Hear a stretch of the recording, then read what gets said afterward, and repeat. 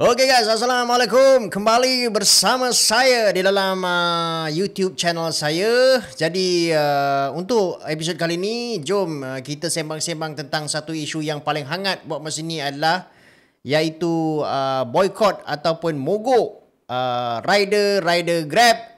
Let's go!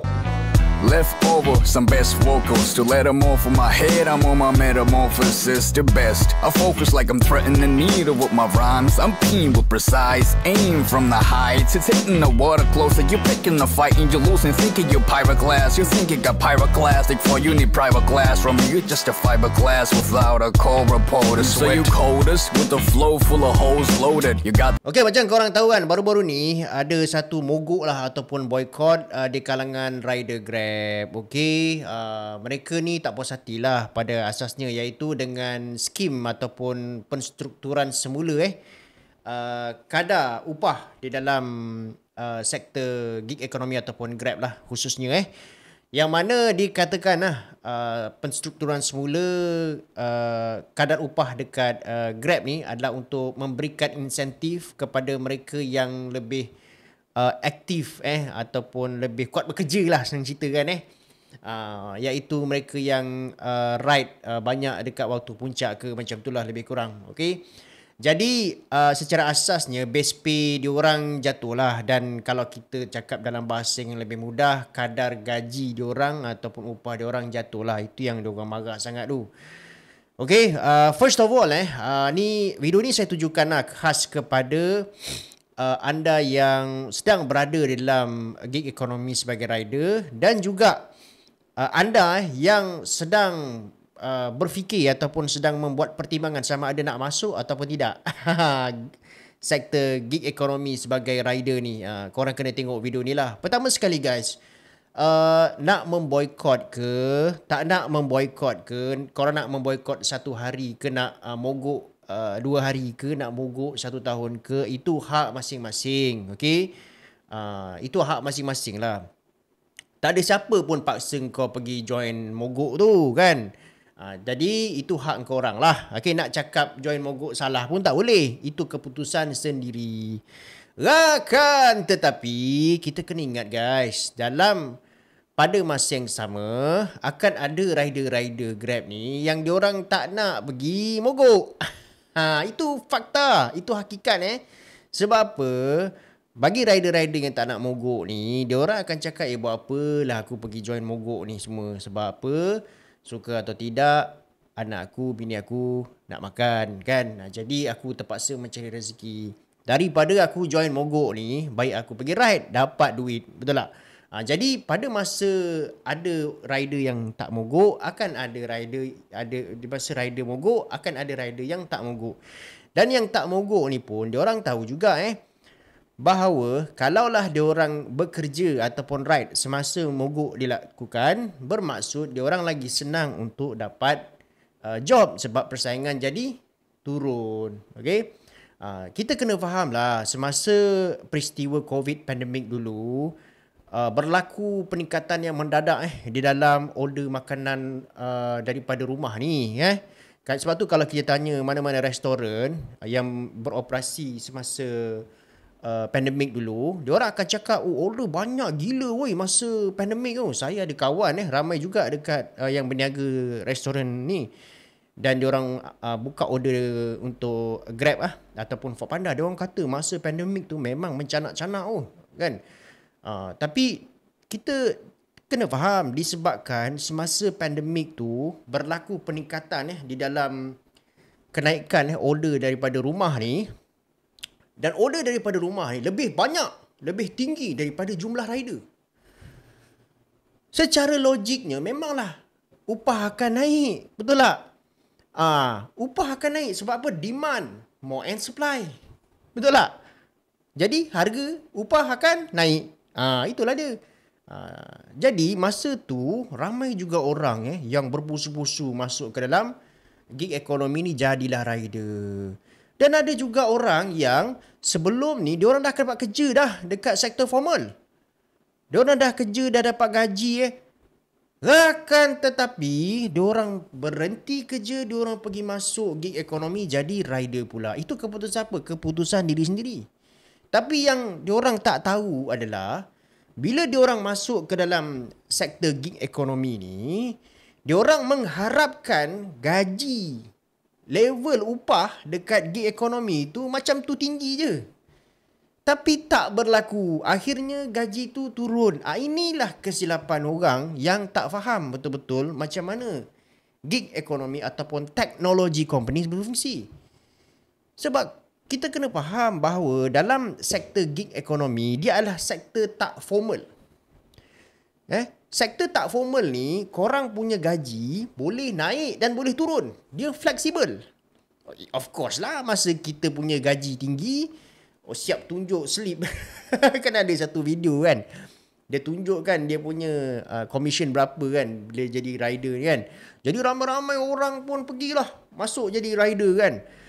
Jadi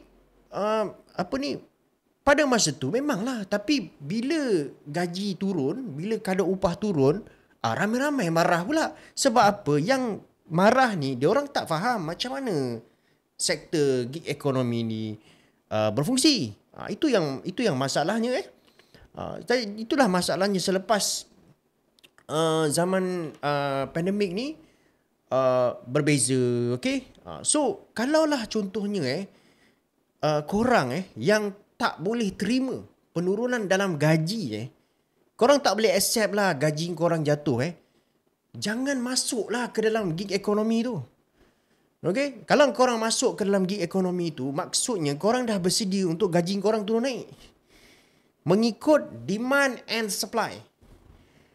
Kalau kata demand and supply berubah tu, korang kena bersedia lah. Gaji korang boleh naik dan turun. Kalau time gaji naik, of course lah korang suka. Tapi kalau gaji turun, pergi buat mogok. Tak boleh lah macam tu Korang kena faham. Dan sebab tu, korang punya keputusan untuk berhenti daripada sektor formal masuk ke dalam sektor tak formal jadi gig economy workers ni, itu keputusan korang sendiri.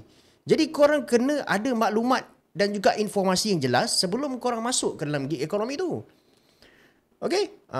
Kita kena faham bahawa dalam sektor tak formal ni dia memang ditentukan oleh supply and demand. Dia bukan macam sektor formal. Sektor formal ni dia bukan boleh senang-senang turunkan gaji korang, tak boleh. Sektor formal ni contohnya lah di dalam bidang pekerjaan yang mana korang diberikan gaji yang tetap korang bekerja daripada 8 sampai pukul 5 petang korang dibagi gaji yang tetap. Majikan tak boleh turunkan gaji korang sesuka hati. Sebab apa? Bukan diorang tak boleh turunkan gaji kau, boleh. Ada peruntukan undang-undang yang membolehkan diorang turunkan gaji kau. Sebab apa? Itu akan orang cakap tu apa? Di bawah certain atah yang mana majikan boleh demoted diorang punya pekerja tu, boleh. Tapi benda tu bukanlah senang nak dibuat. Diorang kena bagi bukti, diorang kena dapatkan bukti yang korang ni ada masalah disiplin ke apa ke, dan kemudian lepas tu barulah diorang boleh demoted kau, turunkan gaji kau lah. Tapi pekerja pun dia boleh still challenge keputusan majikan tu di dalam industrial court. So dia adalah satu tedious punya proses, bukan proses yang mudah untuk turunkan gaji di dalam sektor formal. Boleh, tapi dia adalah satu proses yang agak rumit lah berbanding dengan sektor tak formal. Dekat sektor tak formal, dia boleh je naik dan turun gaji kau sesuka hati dia. Kan? Alright. Dan dalam masa akan datang, sebab itulah orang yang menganggap bahawa gig ekonomi satu career memang salah. Memang silap guys. Sebab teknologi companies contohnya macam Grab, dia orang punya modus operandi sama je dengan teknologi company lain. Sebab ni kita kena faham juga teknologi company ni macam mana dia orang ni berfungsi. Dia orang ni pada peringkat awal, dia orang akan buat cash burn dulu. Okey? Dia orang akan buat cash burn dulu. Maksudnya dia orang bakar duit lah. Dia orang bakar duit, dia orang bagi subsidi, insentif dan sebagainya kepada users dan juga kepada rider-rider ataupun pekerja gig ekonomi. Dia orang akan bagi insentif, bagi je. Tapi selepas dia orang dapat users yang cukup ke atas dia orang punya apps tu, dia orang akan start tarik subsidi. Dia orang akan start tarik insentif tu secara perlahan, lahan dan lahan. Dia orang akan start tarik insentif tu secara perlahan-lahan. Sebab itulah start gaji turun lah, start insentif turun lah, harga naik lah dan sebagainya kan. Dia orang sebab apa? Contohnya macam Grab sendirilah. Dia orang dah loss Dia orang beroperasi dalam keadaan rugi. Korang jangan ingat Grab tu untung Dia orang rugi selama 10 tahun, lebih daripada 1 dekad. 1 dekad dia orang rugi yo. Dia orang loss. Selama ni dia orang beroperasi dalam keadaan rugi. Dan sekarang ni of course dah sampai masa lah dia orang nak dapat untung kan. Dia orang nak dapat untung. Okay. So, dalam masa akan datang, kita juga kena faham bahawa dalam tech companies ni, kalau dia orang boleh kurangkan pekerja, selagi dia orang boleh kurangkan pekerja, dia orang akan start kurangkan pekerja. Lagilah sebab kalau kita tengok dulu bila kita kata kereta tanpa pemandu, orang gelak. Orang ketawa kereta tanpa pemandu, apa benda ni kan. Sekarang memang dah ada pun kereta tanpa pemandu. Dan satu hari nanti mungkin dia boleh hantar parcel dengan kereta tanpa pemandu tu, ataupun boleh hantar parcel dengan menggunakan drone. Itu benda tu semua possible guys. Dan kalaulah kita bergerak ke arah tu, apa nak jadi dengan gig workers ni semua? Sebab itulah kita tidak boleh menganggap bahawa gig ekonomi ni satu career, tidak. Gig ekonomi ni hanya sebenarnya dia punya purpose adalah untuk korang buat kerja secara part time, secara sambilan. Kalau kau dah ada pekerjaan tetap, kau tak tahu nak buat apa, kau ada masa lapang, kau pergilah ride, itu baru betul untuk gig ekonomi. Sebab gig ekonomi ni bukan ialah untuk sektor yang tak formal, yang tak ada masa depan, tak menjamin career kau pun sebenarnya. Tapi kalau kau ada masa lapang, kau pergilah bawa ride, jadi rider tu. Boleh tambah kau punya income.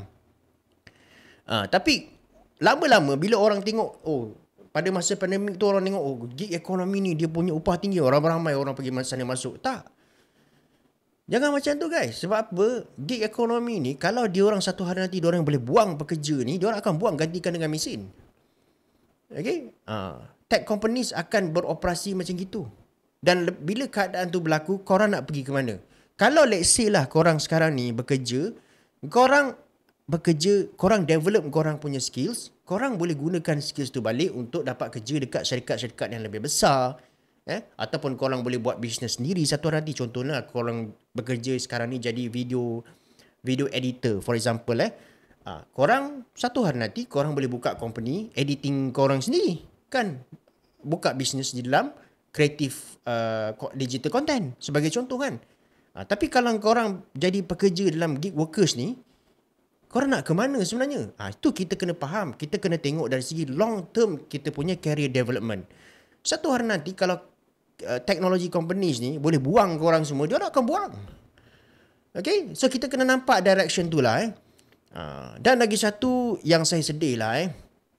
Orang-orang kita ni, dia orang berharap bahawa orang politik boleh mengubah hidup dia orang. Tak guys. Orang politik tak boleh mengubah kehidupan kita. Kita yang buat keputusan ke atas kehidupan kita sendiri. Bila benda ni dah berlaku, mulalah kita minta tolong orang politik. Lepas tu tak boleh nak ditolong, mula kita salahkan sana, kita salahkan sini, kita salahkan itu, kita salahkan ini.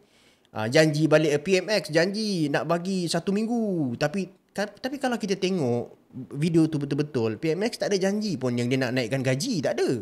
Dia janji untuk dia berjumpa dengan syarikat-syarikat P-hailing ni untuk menyuarakan suara golongan rider-rider ni bahawa kadar upah tu rendah. Dia tak ada janji pun yang gaji akan dinaikkan. Korang boleh tengok balik video tu, dia tak janji pun. Dan betul lah dia jumpa juga P-hailing punya companies ni, walaupun saya rasa benda tu bukanlah perlu dibuat oleh Perdana Menteri pun. Dia patutnya boleh dihandle oleh Menteri Kabinet dia pun. Contohnya macam Ministry of Human Resource ke, ataupun kementerian lain ke kan. Tak perlulah Perdana Menteri yang jumpa. Tapi disebabkan dia dah janji kan, dia buat lah kan. Okay. Kita tak boleh mengharapkan kerajaan untuk bantu kita ubah nasib kita. Tak boleh guys. Okay. Sebab kita sendiri yang kena develop kita punya diri. Kita kena develop kita punya career path. Kita kena tahu kita nak pergi ke mana sebenarnya. Alright. Okay guys. Saya pandangan korang tentang video ni. Kalau korang rasa video ni memberikan manfaat, jangan lupa bagi saya satu like dan juga sharekan video ni ramai-ramai. Jangan lupa juga guys, subscribe YouTube saya. Assalamualaikum warahmatullahi wabarakatuh. Jumpa lagi.